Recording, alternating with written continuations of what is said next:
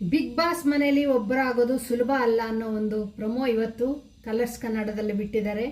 ಅದನ್ನು ನೋಡೋಕ್ಕೂ ಮುಂಚೆ ನಾವು ಕೆಲವೊಂದು ವಿಚಾರಗಳನ್ನು ಮಾತಾಡ್ಕೊಂಬರೋಣ. ಇವತ್ತು ನಾನು ನಿಮ್ಮ ಜೊತೆ ಮಾತಾಡಬೇಕು ಅಂದ್ಕೊಂಡಿರೋ ವಿಷಯ, ಬಿಗ್ ಬಾಸ್ ಮನೆ ಒಳಗಡೆ ಅಗ್ನಿ ಪರೀಕ್ಷೆನ ಎದುರಿಸಿ ಬಂದ ಹೊರಗಡೆ ಬಂದುಬಿಟ್ಟು ಸೋಷಿಯಲ್ ಮೀಡಿಯಾದಲ್ಲಿ ಕೂತ್ಕೊಂಡ್ಬಿಟ್ಟು ಮಾತಾಡ್ತಾ ಇರೋರ ಬಗ್ಗೆ. ಲಕ್ಷ ಅಪ್ಲಿಕೇಶನ್, ಅದರೊಳಗಡೆ 60 ಜನರ ಸೆಲೆಕ್ಷನ್. ಹಾಗೆ ಬಿಗ್ ಬಾಸ್ ಬೇಕಾಗಿರೋದು ಎಷ್ಟು ಜನ ನಮಗೆ ಗೊತ್ತಿಲ್ಲ. 10 ಜನ ಇರ್ಬೋದು, ಕಾಮನರ್ಸ್ ಎಷ್ಟು ಜನ ಬೇಕು ಗೊತ್ತಿಲ್ಲ. ಅಂಥದ್ರಲ್ಲಿ 60 ಜನರಲ್ಲಿ ಸೆಲೆಕ್ಟ್ ಮಾಡಬೇಕು ಅಂದರೆ ಸ್ವಲ್ಪ ಕಷ್ಟನೇ ಆಗುತ್ತೆ ಎಲ್ರಿಗೂ. ಎಲ್ಲರೂ ಸೆಲೆಕ್ಟ್ ಆಗೋಕ್ಕಂತೂ ಸಾಧ್ಯ ಇಲ್ಲ. ನಿಜವಾಗ್ಲೂ ನಿಮಗೆ ಟ್ಯಾಲೆಂಟ್ ಇದ್ದಿದ್ದಕ್ಕೇ ನೀವು 60 ಜನರಲ್ಲಿ ಒಬ್ಬರಾಗಿದ್ದೀರಿ, ಸಂತೋಷ ಬೀಳಿ ಅದಕ್ಕೆ.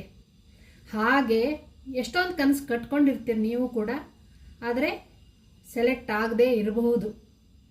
ಫಸ್ಟ್ ನಾವು ಬಿಗ್ ಬಾಸ್ ಮನೆ ಒಳಗಡೆ ಹೋಗ್ಬೇಕಾದ್ರೆ ಸೆಲೆಕ್ಷನಿಗೆ ಅಪ್ಲಿಕೇಶನ್ ಹಾಕಬೇಕಾದ್ರೆ ನಾವು ಯೋಚನೆ ಮಾಡಿರಬೇಕು. ಎಷ್ಟೆಷ್ಟೋ ಸಾಧನೆ ಮಾಡಿದವರು ಬಿಗ್ ಬಾಸ್ ಮನೆ ಒಳಗಡೆ ಈಗಾಗಲೇ ನೋಡಿದೀವಲ್ವಾ. 10, 13, 12 ಎಪಿಸೋಡ್ಗಳು, 12 ಬಿಗ್ ಬಾಸ್ಗಳನ್ನು ನೋಡಿದ್ದೀವಿ ಕನ್ನಡದಲ್ಲಿ. ಇನ್ನು ಬೇರೆ ಬೇರೆ ಭಾಷೆಗಳಲ್ಲಿ ಎಷ್ಟೆಷ್ಟು ದೊಡ್ಡ ದೊಡ್ಡ ವ್ಯಕ್ತಿಗಳು ಹೊರಗಡೆ ಏನೇನೋ ಸಾಧನೆ ಮಾಡಿದವರು ಬಿಗ್ ಬಾಸ್ ಮನೆ ಒಳಗಡೆ ಹೋಗಿದ್ರು. ಅವರು ಹೋಗಿ ಅಲ್ಲಿ 100 ದಿವಸ ಕೆಲವರು ಇದ್ದರು, ಕೆಲವರು 20 ದಿವಸಕ್ಕೆ ಹೊರಗಡೆ ಬಂದವರು ಇದ್ದಾರೆ, 1 ತಿಂಗಳಿಗೆ ಹೊರಗಡೆ ಬಂದವರು ಇದ್ದಾರೆ. ಹಾಗೆ ಇನ್ನು ಕೆಲವರು ಸ್ವಲ್ಪ ದಿವಸ ಇದ್ದರು. ಆ ಥರ ಎಲ್ಲ ಎಷ್ಟೊಂದು ಜನ ನೋಡಿದ್ದೀವಲ್ವಾ. ನೀವು ನೋಡಿರ್ತೀರ ತಾನೆ. ಅವ್ರು ಯಾಕೆ ಮತ್ತೆ ಬಿಗ್ ಬಾಸನ್ನು ಗೆದ್ದಿಲ್ಲ? ಅದನ್ನು ನಾವು ಯೋಚನೆ ಮಾಡಿದ್ರೆ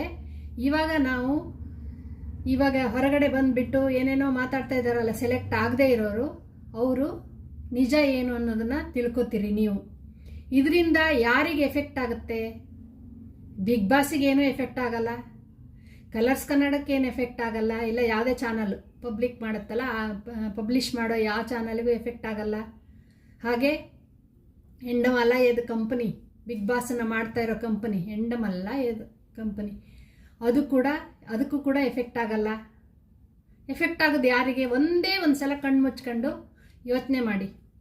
ಅಂದರೆ ಬಾಧೆ ಇದೆ, ನಾನು ಅರ್ಥ ಮಾಡ್ಕೋತೀನಿ. ಸೆಲೆಕ್ಟ್ ಆಗಿಲ್ಲ ಅಂತ ನಿಮಗೆ ಬಾಧೆ ಇದೆ, ಆದರೆ ಹೊರಗಡೆ ಬಂದುಬಿಟ್ಟು ಏನೇನೋ ವರ್ಡ್ಸ್ಗಳನ್ನು ಯೂಸ್ ಮಾಡ್ತಾ, ಬ್ಯಾಡ್ ವರ್ಡ್ಸ್ ಎಲ್ಲ ಯೂಸ್ ಮಾಡ್ತಾ ಸೆಲೆಕ್ಟ್ ಆಗಿಲ್ಲ ಅಂತ ಮಾತಾಡೋಕ್ಕೆ ಹೋಗಬೇಡಿ. ಅದು ನಿಮಗೆ ಪ್ರಮಾದ. ಯಾಕೆ ಅಂತ ಹೇಳ್ತೀನಿ ನೋಡಿ. ಬಿಗ್ ಬಾಸ್ ನಿಮ್ಮ ಲೈಫ್ ಅಲ್ಲ. ನೀವು ಬಿಗ್ ಬಾಸ್ ನಂಬ್ಕೊಂಡು ಈ ಭೂಮಿ ಮೇಲೆ ಬಂದಿಲ್ಲ ಅಲ್ಲ. ನಿಮಗೆ ಆದ ಒಂದು ಪ್ರತಿಭೆನ ದೇವರು ಖಂಡಿತ ಕೊಟ್ಟಿರ್ತಾನೆ, ಯಾವುದೋ ಒಂದು. ಅದನ್ನು ನೀವು ಬಿಗ್ ಬಾಸಲ್ಲಿ ಅಲ್ಲದೇನೆ ಬೇರೆ ಕಡೆ ಕೂಡ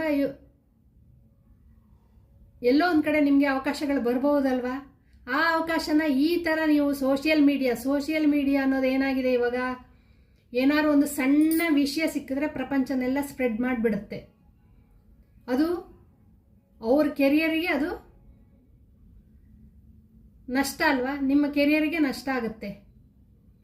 ನೋಡಿ, ಎಷ್ಟೊಂದು ಜನ ಹೊರಗಡೆ ಕೆಟ್ಟವರು ಅನ್ಸ್ಕೊಂಡವರು ಬಿಗ್ ಬಾಸ್ ಮನೆ ಒಳಗಡೆ ಹೋಗಿ ಒಳ್ಳೆಯವರಾಗಿ ಹೊರಗಡೆ ಬಂದಿದ್ದಾರೆ. ಅಂದರೆ ಒಳ್ಳೆಯವರು ಅನ್ಸ್ಕೊಂಡು ಹೊರಗಡೆ ಬಂದಿದ್ದಾರೆ, ಒಳ್ಳೆಯವರು ಆಗಿಲ್ಲ. ಅವರು ಒಳ್ಳೆ ವ್ಯಕ್ತಿಗಳೇ. ಹೊರಗಡೆ ಕೆಟ್ಟವರಾಗಿದ್ರು ಒಳಗಡೆ ಹೋಗಿ ಹೊರಗಡೆ ಬರಬೇಕಾದ್ರೆ ಅವರು ಕೆಟ್ಟವರಲ್ಲ, ಒಳ್ಳೆಯವರಪ್ಪ ಇವರು ಅಂತ ಒಂದು ನೇಮ್ ಬಂದಿದೆ ಅವರಿಗೆ. ಆ ಥರ ನೀವು ಕೂಡ ಬಿಗ್ ಬಾಸ್ ಅಗ್ನಿ ಪರೀಕ್ಷೆವರೆಗೆ ಹೋಗಿದ್ದೀರಿ. ನೀವು ಸೆಲೆಕ್ಟ್ ಆಗಿಲ್ಲ, ಬಿಟ್ಬಿಡಿ ಅಷ್ಟೇ. ನಿಮ್ಮ ಪ್ರಯತ್ನ ನೀವು ಮಾಡಿದಿರಿ, ಫಲ ಸಿಕ್ಕಿಲ್ಲ ಅಷ್ಟೇ. ಅದಕ್ಕೋಸ್ಕರ ನೀವು ಬೈತಾ ಇರಬೇಡಿ. ಯಾಕೆಂದರೆ ಒಂದು ವೇಳೆ ಕಾಮನರ್ಸ್ ಸೆಲೆಕ್ಷನ್ನಲ್ಲಿ ನಿಮ್ಮನ್ನು ಅವ್ರು ನೋಡಿರ್ಬೋದು. ಈ ಥರ ಕೂಡ ಚಾನ್ಸಸ್ಗಳು ಇರುತ್ತೆ, ನಿಮ್ಮನ್ನು ಅವ್ರು ನೋಡಿರ್ಬೋದು. ಇನ್ನೊಂದು ಸಲ ನಿಮಗೆ ಆ ಚಾನ್ಸ್ ಬರ್ಬೋದಲ್ವಾ. ವೈಲ್ಡ್ ಕಾರ್ಡ್ ಎಂಟ್ರಿ ಆ ಥರ ಎಲ್ಲ ಇರುತ್ತಲ್ವಾ. ಬರೋ ಚಾನ್ಸ್ ಇರೋದನ್ನು ಯಾಕೆ ಕಳ್ಕೊತೀರಿ? ನಿಜವಾಗ್ಲೂ ನಿಮಗೆ ಒಳ್ಳೆ ಟ್ಯಾಲೆಂಟ್ ಇದ್ದು ನೀವು ಹೋರಾಟ ಮಾಡ್ತಿದ್ದೀರಲ್ಲ, ಹೊರಗಡೆ ಬಂದು ನಾನು ಸೆಲೆಕ್ಟ್ ಆಗಿಲ್ಲ, ಅಲ್ಲಿ ಮೋಸ ಇದು ಅಂತ ಹೇಳ್ತಾ ಇದ್ದೀರಲ್ಲ, ನಿಮಗೆ ನಿಜವಾಗ್ಲೂ ಟ್ಯಾಲೆಂಟ್ ಇದ್ದು ಆ ಟ್ಯಾಲೆಂಟನ್ನು ಆ ಟೈಮಲ್ಲಿ ಅವರು ಗುರುತಿಸದೇ ಇರ್ಬೋದು. ಮತ್ತು ರಿವ್ಯೂ ಮಾಡಿ ನೋಡ್ತಾರಲ್ವ ಏನಿದೆ, ಹೇಗೆ ನಡೆದಿದೆ ಅಗ್ನಿ ಪರೀಕ್ಷೆ, ಅದು ಇದು ಅಂತ. ಅದರೊಳಗಡೆ ನಿಮಗೂ ಒಂದು ಚಾನ್ಸ್ ಬರೋ ಅವಕಾಶ ಇರ್ಬೋದಲ್ಲ, ಅದನ್ನು ಯಾಕೆ ಅಷ್ಟು ಬೇಗ ಕಳ್ಕೊತೀರಿ? ಇವಾಗ ಸೆಲೆಕ್ಷನ್ ನಡೀತಾ ಇದೆ, ಇನ್ನೂ ಹೋಗಲಿ, ಮುಗಿದ ಮೇಲೆ ಬಿಗ್ ಬಾಸ್ ಎಲ್ಲ ಸ್ಟಾರ್ಟ್ ಆದಮೇಲೆ ನೀವು ಬಂದುಬಿಟ್ಟು ಸೋಷಿಯಲ್ ಮೀಡಿಯಾದಲ್ಲಿ ಮಾತಾಡಿದ್ರೆ ಅದು ಏನು ಮಾಡೋಕ್ಕಾಗಲ್ಲ. ಆದರೆ ಈಗಲೇ ಯಾಕೆ ಇದನ್ನು ಮಾಡ್ತಾ ಇದ್ದೀರಾ? ತಕ್ಷಣವೇ ಅದನ್ನು ಮಾಡೋದ್ರಿಂದ ನಿಮಗೆ ಅದರಿಂದ ಪ್ರಯೋಜನ ಇಲ್ಲ. ಯಾರೋ ನಿಮ್ಮನ್ನು ಇಂಟರ್ವ್ಯೂ ಮಾಡೋರಿಗೆ ಅದು ಪ್ರಯೋಜನ, ಅಷ್ಟು ಬಿಟ್ಟರೆ ಅದರಿಂದ ಬೇರೆ ನಿಮಗೆ ಲಾಸ್ ಆಗುತ್ತೆ. ನೀವು ಇನ್ನೊಂದು ಕಡೆ ಯಾವುದೋ ಒಂದು ಇದು ಎಂಟರ್ಟೈನ್ಮೆಂಟ್ ಶೋ ಅಲ್ವಾ ಬಿಗ್ ಬಾಸು, ರಿಯಾಲಿಟಿ ಶೋ ಅಂತ ಮುಂಚೆ ಅಂದ್ಕೊಂಡಿದ್ವಿ. ಆದರೆ ಇದು ಎಂಟರ್ಟೈನ್ಮೆಂಟ್ಗೋಸ್ಕರನೇ ವ್ಯಕ್ತಿತ್ವದ ಆಟ ಅಂತ ಅಂದ್ಕೊಂಡಿದ್ವಿ. ಆದರೆ ಇದು ಎಂಟರ್ಟೈನ್ಮೆಂಟ್ ಶೋನೇ, ಇದು ಅಷ್ಟೇ ನಮ್ಮ ಪ್ರಕಾರ ಇವಾಗ ನಾವು ಅಂದ್ಕೊಳ್ತಾ ಇರೋದು. ಹಾಗಿರುವಾಗ ನಿಮಗೆ ಬೇರೆ ಬೇರೆ ಇದರೊಳಗಡೆ ಚಾನ್ಸ್ ಬರ್ಬೋದು. ಯಾಕೆ ಇವಾಗ ಸೋಷಿಯಲ್ ಮೀಡಿಯಾದಲ್ಲಿ ಬ್ಯಾಡ್ ಆಗ್ತೀರಿ ನೀವು ಬಂದುಬಿಟ್ಟು ಹಾಗೆ ಹೀಗೆ ಅಂತ ಎಲ್ಲ ಚಾನಲ್ ಬೈತಾ ಆ ಥರ ಮಾಡಬೇಡಿ ಅಂತ ಹೇಳ್ತಾ ಇದು ಸಣ್ಣದಾಗಿ ಒಂದು ಟಿಪ್ಸ್ ಕೊಡ್ತಾ ಇದ್ದೀನಿ ಅಷ್ಟೇ. ಮಾಡಬೇಡಿ. ಯಾಕೆಂದರೆ ನಾನು ನೋಡಿರೋದು ಚಿಕ್ಕ ಹುಡುಗರೇ, ಇನ್ನು 20-25 ವರ್ಷದ ಹುಡುಗರು ಹೋಗಿದ್ದಾರೆ ಬಿಗ್ ಬಾಸ್ಗೆ, ಸೆಲೆಕ್ಷನ್ ಆಗಿಲ್ಲ ಅಂತ ಬಂದುಬಿಟ್ಟು ಮಾತಾಡ್ತಿದ್ರು. ಹುಡುಗರು ಅಷ್ಟೇ, ಹುಡುಗಿರು ಅಷ್ಟೇ, ಎಲ್ಲರೂ. ಇದು ಬೇಕು ಅಂದರೆ ತಗೊಳ್ಳಿ, ಬೇಡ ಅಂದರೆ ಬಿಟ್ಬಿಡಿ ಅಷ್ಟೇ. ಹಾಗೆ ಇವತ್ತಿನ ಪ್ರೊಮೋ ನೋಡೋಣ. ಇವತ್ತಿನ ಪ್ರೊಮೋದಲ್ಲೂ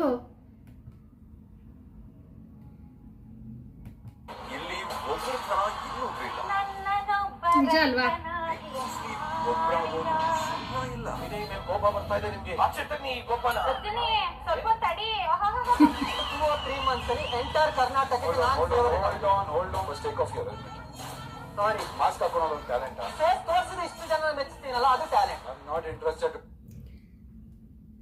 ಇವತ್ತಿನ ಪ್ರೊಮೋ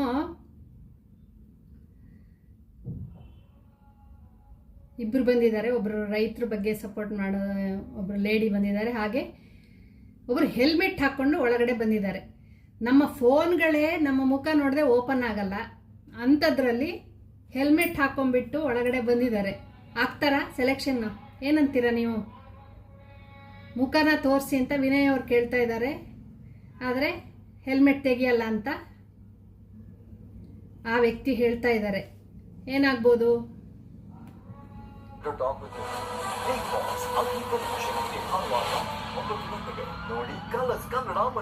ಬಿಗ್ ಬಾಸ್ ಮನೆಯಲ್ಲಿ ಒಬ್ಬರಾಗೋದು ಸುಲಭ ಅಲ್ಲ, ನಿಜನೇ ಅಲ್ವಾ?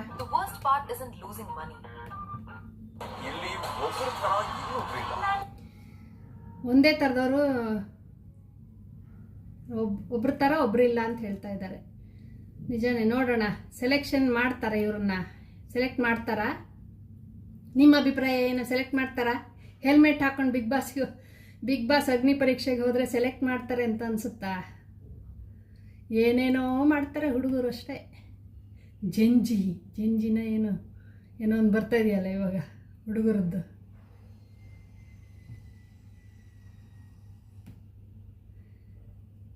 ಕಂಪ್ಲೀಟ್ ಆಗಿರುತ್ತೆ. ತೆಲುಗು ಬಿಗ್ ಬಾಸಲ್ಲಿ ಅಗ್ನಿ ಪರೀಕ್ಷೆ ಕಂಪ್ಲೀಟ್ ಆಗಿ ಸೆಲೆಕ್ಷನ್ನು ಎಲ್ಲ ಆಗೋಗಿರುತ್ತೆ.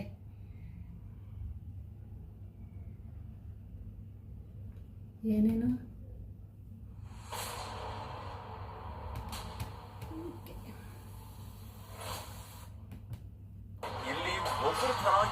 ಇದಿಷ್ಟು ಇವತ್ತಿನ ಬಿಗ್ ಬಾಸ್ ಪ್ರೊಮೋ ವಿಚಾರದ ಜೊತೆ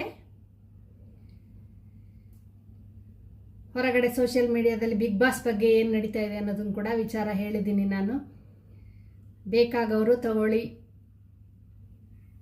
ಸುಮ್ಮನೆ ನಿಮ್ಮ ಕೈಯಾರೆ ನಿಮ್ಮ ಲೈಫನ್ನು ಹಾಳು ಮಾಡ್ಕೋಬೇಡಿ. ಯೂತ್ ಅಷ್ಟೇ. ಸೆಲೆಕ್ಟ್ ಆಗಿಲ್ಲ ಅಂದ ತಕ್ಷಣ ಬಂದುಬಿಟ್ಟು ನೆಗೆಟಿವ್ ಮಾಡೋದ್ರಲ್ಲಿ ಅರ್ಥ ಇಲ್ಲ. ಇದಕ್ಕೆ ನಾನು ಉದಾಹರಣೆಯಾಗಿ ನನ್ನನ್ನು ತಗೋತೀನಿ. ಯಾಕೆ ಅಂತ ಹೇಳ್ತೀರಾ? ಯೂಟ್ಯೂಬ್ ಮಾಡ್ತಾ ಇದ್ದೀನಿ ನಾನು. ಇವಾಗ ಹೊಸ ರೂಲ್ಸ್ಗಳು ಬರ್ತಾ ಇದ್ದಾವೆ. ಮಾನಿಟೈಸೇಷನ್ಗೆ 8000 ಅವರ್ಸ್ ಬೇಕು ಅಂತ ಯೂಟ್ಯೂಬ್ ಹೊಸ ರೂಲ್ಸ್ ತಂದಿದೆ. ನನ್ನ ಚಾನಲಲ್ಲಿ ವ್ಯೂಸ್ ನೋಡ್ತಾ ಇದ್ದೀರಲ್ಲ, ಹೋಗ್ತಾ ಇಲ್ಲ. 4 ಜನ ನೋಡ್ತಾರೆ, ಅಷ್ಟಕ್ಕೋಸ್ಕರನಾದರೂ ನಾನು ಮಾಡ್ತಾ ಇದ್ದೀನಿ ಅಷ್ಟೇ. ನಾನು ನನ್ನ ಹವ್ಯಾಸವಾಗಿ ಯೂಟ್ಯೂಬನ್ನು ಮಾಡ್ತಾ ಇರೋದು. ನನಗಿರೋ ಕೆಲವೊಂದು ನನಗೆ ಗೊತ್ತಿರೋ ವಿಚಾರಗಳನ್ನು ಯೂಟ್ಯೂಬಲ್ಲಿ ನಿಮ್ಮ ಜೊತೆ ಹಂಚ್ಕೊತಾ ಇದ್ದೀನಿ ಅಷ್ಟೇ ಅಲ್ವಾ.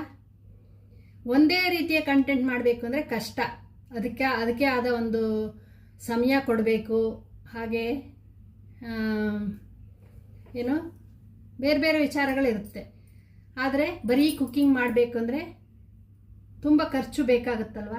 ಕುಕ್ಕಿಂಗ್ ವಿಡಿಯೋಸೇ ಹಾಕಬೇಕು ಅಂದರೆ, ಹಾಗೆ ಗಾರ್ಡನ್ ವಿಡಿಯೋನೇ ಮಾಡಬೇಕು ಅಂದರೆ, ಇಲ್ಲ ಯಾವುದೋ ಒಂದು ಟ್ಯಾಲೆಂಟ್ ಶೋ, ಯಾವುದೋ ಒಂದು ಯೂಟ್ಯೂಬಲ್ಲಿ ಕಂಟೆಂಟ್ ಮಾಡಬೇಕು ಅಂದರೆ ಅದಕ್ಕೆ ಆದ ಒಂದು ವಿಧಿವಿಧಾನ ಇರುತ್ತೆ. ನನಗೆ ಏನಾಗ್ತಾ ಇದೆ ಅಂದರೆ ನಾನು ಎಲ್ಲ ವಿಚಾರಗಳನ್ನು ಹಾಕ್ತಾ ಇದ್ದೀನಿ.